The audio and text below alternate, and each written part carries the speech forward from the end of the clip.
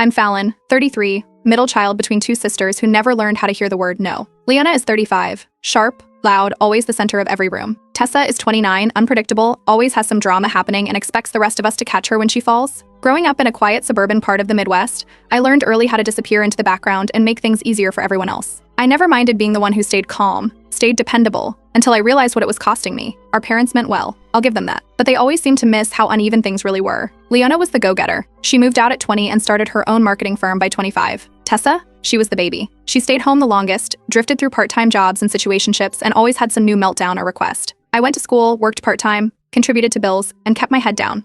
No complaints. That was the job I was assigned, keep the peace, smooth things over, don't make noise. When I graduated and became a paralegal, nobody made a big deal of it. My mom gave a short hug, Dad said that's nice, and we moved on. But when Leona got promoted at her agency, there was champagne, a dinner at a steakhouse, and a toast about how she was building her empire. Same thing happened when Tessa moved out of the house for real this time. They helped her load up a U-Haul, like she was heading off to college. I helped too. Of course I did. I paid part of Tessa's rent when her boyfriend left her out of nowhere. She cried on my couch for a week, left tissues everywhere, and walked out without so much as a thank you. When Leona got married in the Bahamas, I was the one helping book flights, emailing back and forth with the hotel staff, printing schedules. I even made a binder. It wasn't my wedding, but again, I helped. That's what I did. That's what they expected. Last Thanksgiving is when things finally cracked. We were cleaning up after dinner at our parents' place when Mom casually said that I'd be watching Leona's twins that weekend. Apparently, Leona had a spa trip booked with her friends, and they'd already figured I'd be free. No one asked. It wasn't presented like a favor.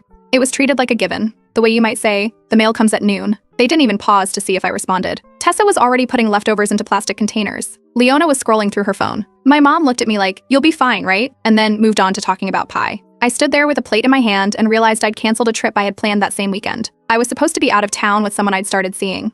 He was the first guy in a long time who seemed interested in me, not just in what I could do for him. When I told him I had to reschedule, he backed off completely. A few days later, he stopped texting. When I asked why, he said I seemed like someone who was always available for everyone but herself.